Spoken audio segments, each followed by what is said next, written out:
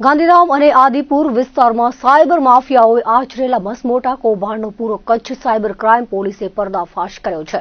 લોકોની મજબૂરી અને અજ્ઞાનતાનો લાભ ઉઠાવી 182 કરોડથી વધુની રકમની ગેરકાયદેસર હેરફેર કરવામાં આવી હોવાનું અત્યાર સુધીમાં તપાસમાં સામે આવ્યું છે। આ ટોળકી ગરીબ અને જરૂરતમંદ લોકોને લાલચ આપી તેમના નામે ખોટી પેઢીઓ અને બેંક ખાતાઓ ખોલાવી દેશભરમાં સાયબર ફ્રોડ આચરતા ગુનેગારોને રૂપિયાની હેરફેર કરવા માટે પ્લેટફોર્મ પૂરું પાડતી હતી। આ મામલે સાયબર ક્રાઇમ પોલીસે 8 લોકો સામે ગંભીર કલમો તળે ગુનો દાખલ કર્યા બાદ મુખ્ય 4 આરોપીની ધરપકડ કરી છે। આ સમગ્ર કૌભાંડની વિગત મુજબ સરહદી રેન્જ ભુજ આઈજી ચિરાગ કોરડિયા અને પૂર્વ કચ્છ એસપી સાગર બાગમારની સૂચના હેઠળ સાયબર ક્રાઇમ પીઆઈ ડીજી પટેલની ટીમે તપાસ હાથ ધરી હતી। તપાસમાં બહાર આવ્યું હતું કે આરોપીઓએ એક સુઆયોજિત કાવતરું રચી ગાંધીધામ અને આદિપુરમાં ભાડે દુકાનો રાખી હતી। આ દુકાનોના આધારે રાપર, આડેસર અને ભુજ, વાંકાનેર જેવા વિસ્તારોના ભોળા લોકોને વિશ્વાસમાં લઈ તેમને જાણ કર્યા વગર જ પ્રોપરાઇટર બનાવી દેવાયા હતા। આરોપી ટેક્સ કન્સલ્ટન્ટની મદદથી ઉદ્યમ રજીસ્ટ્રેશન કરાવી ખોટા ઇનવોઇસ બિલો બનાવ્યા હતા અને બેંકમાં કરંટ તેમજ સેવિંગ એકાઉન્ટ્સ ખોલવામાં આવ્યા હતા। આ એકાઉન્ટ્સની કીટો અને નવા સિમ કાર્ડ આરોપીઓ પોતાની પાસે જ રાખતા હતા। પોલીસની ઊંડાણપૂર્વકની તપાસમાં સામે આવ્યું છે કે આ રીતે કુલ 81 જેટલા બેંક ખાતાઓનો ઉપયોગ કરવામાં આવ્યો હતો, જેમાં અત્યાર સુધીમાં 182 કરોડ 37,68,862 રૂપિયા જેટલી માતબર રકમ જમા થઈ હતી। આ રકમમાંથી 5 લાખથી વધુની રકમ ચેક મારફતે ઉપાડી લેવામાં આવી હતી। આ એકાઉન્ટ્સને જ્યારે કેન્દ્રીય સમન્વય પોર્ટલ પર ચેક કરવામાં આવ્યા ત્યારે ચોંકાવનારી વિગત બહાર આવી હતી। આ ખાતાઓ વિરુદ્ધ દેશના અલગ અલગ રાજ્યોમાં કુલ 74 જેટલી સાયબર ફ્રોડની ફરિયાદો નોંધાયેલી છે।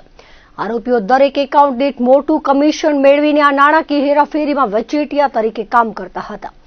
આ ગુનામાં પોલીસ આદિપુરના યશ મૂલચંદભાઈ ભાટિયા, ગડપાદરના સિદ્ધાર્થ સુનિલભાઈ સોની, આદિપુરના સાહિલ દિનેશભાઈ શર્મા અને ટેક્સ કન્સલ્ટન્ટ તરીકે કામ કરતા અલ્પેશ સુરેશભાઈ લુહારની ધરપકડ કરી છે। તેમની પાસેથી 5 મોબાઈલ ફોન પણ જપ્ત કરવામાં આવ્યા છે, જ્યારે રાપરના ઇલુબા જાડેજા, મોટી રવના વિશ્વરાજસિંહ ઉર્ફે વિસુબા બાલુબા જાડેજા, સણવાના હાર્દિક હરેશભાઈ રાજગોર અને આદિપુરના વિજય રાણા નામના શખ્સો હજુ પોલીસ પકડથી દૂર છે। એલસીબી અને સાયબર ક્રાઇમની સંયુક્ત ટીમે ટેકનિકલ સર્વેલન્સ અને હ્યુમન ઇન્ટેલિજન્સની મદદથી આ મસમોટા રેકેટને તોડી પાડીને વધુ તપાસ હાથ ધરી છે। આ કામગીરીમાં LCB PI, cyber crime PI, PSI સહિતનો સ્ટાફ જોડાયો હતો। સાયબર ક્રાઇમ પોલીસ સ્ટેશન પૂર્વ કચ્છ દ્વારા એક ગુનો દાખલ કરવામાં આવ્યો છે, જેમાં ઓવરઓલ જે મ્યુલ એકાઉન્ટ ખોલીને અને એના એમોથી જે સાયબર ફ્રોડના જે બનાવોને અંજામ આપવાની એક આખી ગેંગ દ્વારા કરવામાં આવેલું હતું, એ બાબતની જે છે આખી એક ફરિયાદ દાખલ કરવામાં આવેલ છે।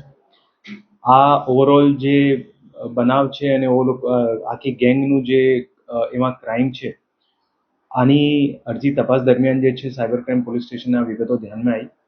એના પછી માનનીય બોર્ડર રેન્જ શ્રી સાહેબ દ્વારા આમાં ઝીણવટભરી તપાસ કરવાની જે સૂચનાઓ મળેલ હતી, એ અનુસંધાને જે છે આ ઓવરઓલ જે આખી જે ગેંગનું ઓપરેશન હતું, એમાં 81 જેટલા જે બેંક એકાઉન્ટ છે એ આ લોકોના અલગ અલગ જે ગરીબ માણસો હોય જેમને લોભ લાલચ આપીને જે બેંક એકાઉન્ટ ખોલાવેલા હતા, એ 81 બેંક એકાઉન્ટના વિગતો પણ ધ્યાને આવેલી।